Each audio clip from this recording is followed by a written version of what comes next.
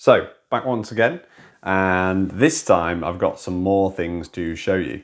Yd2, and I showed you the car on my under the shell video, and this chassis was custom made by myself. I basically designed it on some CAD software. I used the original Yd2Z chassis as a guideline, and I'll show you how they compare in a second. And basically I put slots in it where I thought it would be good to make it more flexible and lighter, and I designed my own battery tray to house the battery. Okay, so it worked pretty well. The car drives pretty well, as you saw in the under the shell video, so I'm not going to go over too much of that. But basically what I wanted to do was kind of an evolution of that chassis. So in my top deck, look, you can see I've got a join here which stiffens up that top deck, stops the flex in these two parts here. And I don't think I was too brave with my chassis. I've also still got the dual part at the front here, and I'm thinking of changing that. I'm going to change these to some aluminium ones and go to a single front bumper as well. So there's some different bits there that I could certainly shave some more weight and do some more bits. So roll on chassis number 2. So this is my evolution of my chassis. I've put on a bit of wood so you can see it. So you can see my matte carbon chassis, another custom cut, this time by a cool company that I've met through a friend of mine, Kev Bishop, called Lightning Components. So shout out to Lightning Components. And he CNC cut these for me in pretty good time, to be fair, for a custom job. And basically, I drew it up on CAD, I measured everything out, I got everything how I wanted it to be, and then I sent him the designs and he ordered the carbon, cut it and put it in the post. So here we go. I have to say, it is ridiculously light. I went a bit full on with the cutaways this time. Looking at some more chassis designs, taking parts that I liked and building it into my own chassis design.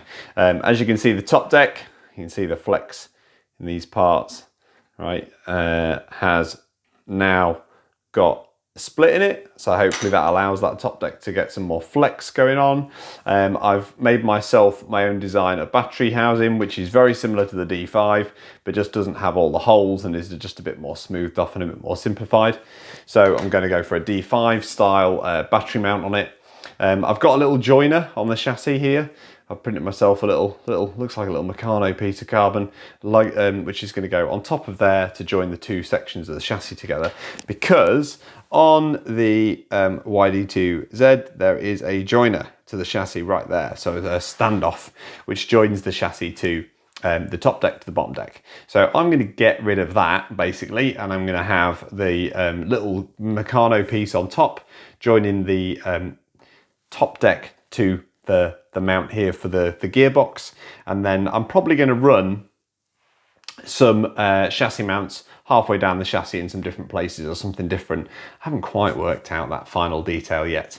And what I'll do is plan that depending upon how the flex goes. The front bumper, I made some revisions, made it a little bit smaller, a little bit lighter. It was a bit unnecessary, and I also thought it was a little bit sharp, so I've smoothed it off and made it a bit more of a nicer shape. And yeah, that's it. Oh yeah, and some other things that I've done. There's a lot more holes in it, and the holes that are in it this time are a little bit different. So at the back here, I've got a pair of holes which line up for the battery mount. So the battery can go all the way back under the gearbox. I've got a more forward battery mount position, which is just a little bit further back than this. It's more sort of here. So it's just underneath this where this mount would normally be. So hopefully that works out nicely. The next pair of holes that go in there are for standoffs to hold the battery in position, basically similar to what the D5 has, and I need to sort those out. All right, and here you go. Just before we start taking things to pieces, this is my standard Yd2 chassis that comes in the pack. So you can see where I've copied the mount points for the battery, and you could even run these plastic ends, but I didn't want that. I wanted a carbon setup. This is my original bell crank because obviously I currently run the slide rack. I did find the slide rack more progressive and smoother through the corners, but I did find it quite awkward to get as much lock as I'd wanted. So I did find the bell crank just a little bit better for adjusting the amount of lock I could get, which is quite surprising considering. But I haven't been mega sold on the slide rack. So hence, I'm not too bothered about the fact that I'm losing a slide rack to go to the Rev AD setup. Now, you can't use the YD2 setup because the fact this arm here coming out of here is going backwards, and the servo mounted down the chassis is going to push back and forth. So what it actually needs is a kick coming out of sideways here, which you can see on this bell crank arm here. So you've got a little kick sticking out the side of there, which is going to enable me to run the servo right back here. Okay, let's strip it down. Okay, so I skipped a few steps because it was literally just a video of me unbolting and bolting stuff together. So I thought I'd save you the pain of that. And here is my new chassis all bolted up. The overall weight change is it now weighs 995 grams. Now, I'll pop a little video picture in here to show you what it weighed before, but it weighed 1,055 grams. So essentially, I've saved 60 grams in total. About 35 to 40 grams of that was the chassis change. I weighed the difference between the two. And because I've lost this plastic mount between the two, it made up to 40 grams I lost. And then a little TI bolt kit saved around 20 grams. Ping, as if by magic, the kettle stopped boiling and my shell appeared with a battery in it too. So I've now got my battery and shell in, and it's weighing in at 1.26 kilos, so 1,263 grams. So yeah, I'm pretty pleased with that. A weight loss of 60 grams just by doing a bolt kit and reducing the chassis, so 40 grams out of the chassis and 20 grams in TI bolt kit is pretty cool. I guess the next thing to do is take this down the track and see how it feels. I need a second pair of hands to show you the twist of the chassis, but you wouldn't believe how much more flex the chassis has in it. It's pretty amazing. So I'm now going to head off down the track and see what a difference a more flexible chassis makes, and shaving 60 grams out the weight of my car. Okay, so here we are back down the Drift Club, and this time we're having a look at the new chassis.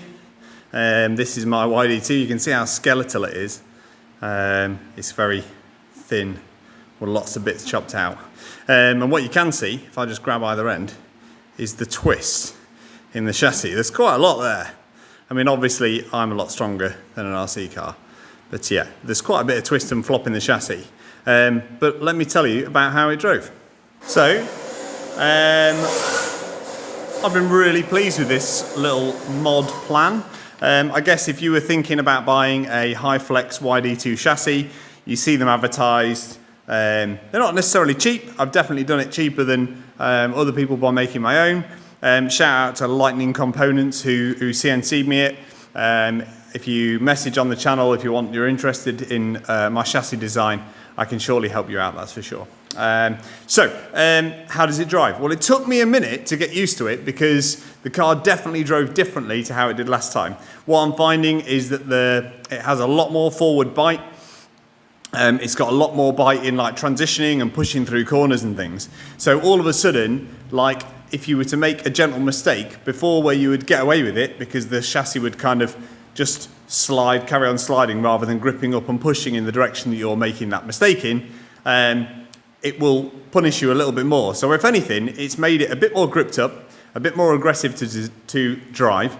And with that aggression comes that sort of a little bit more knife edge feel that you've got to work around. So it did take me a minute to get used to it, but let's have a look at how she drives. It's very accurate. But before, where I would throttle up in corners, it would just slide more. Now it feels like with additional throttle, I actually get that little bit more forward bite, that little bit more push.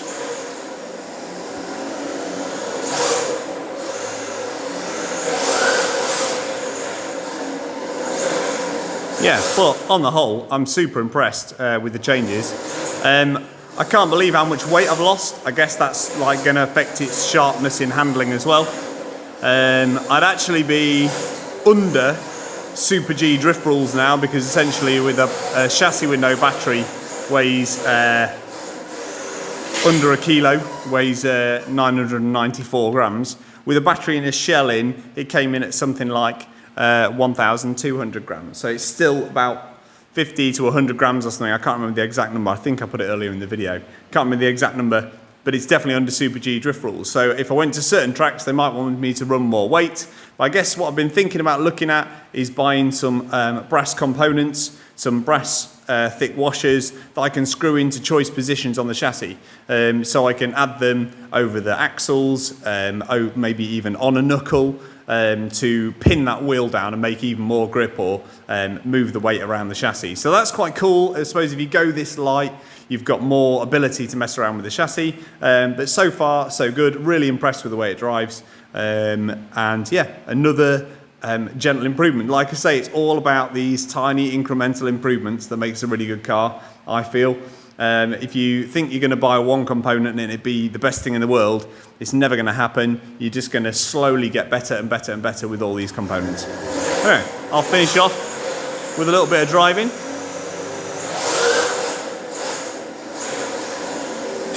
Ooh, run the wall.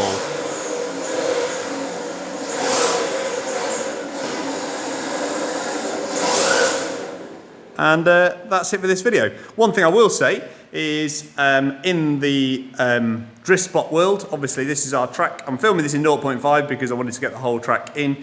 But what you might see is that there's an additional area over here. And what this used to be is this room here used to be our pit room. It's quite a small room, but we managed to negotiate with the landlord essentially, who uses one of the rooms as a storeroom. That's now his storeroom.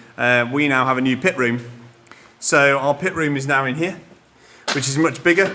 It's going to go even further back. That desk's just in the way, blocking the stuff at the back there, but that'll go all the way around this whole container here. So we're going to have much more space for pit stuff and a track. It's about 1.2 meters, something like that, longer. So this whole corner is going to move all the way back to this edge here, making this one massive send of a corner and giving us a little bit more space in the middle here. So potentially what we're going to have is a corner where it comes around here and then scoops all the way back and then back into here. So you're going to get like a switchback sort of setup in the track. So the track is going to have a lot more space for us to mess around with and make the layout that we want. Thanks for watching as always. I'll do a track update when the track is finished and looking cool and show you what the new layout looks like.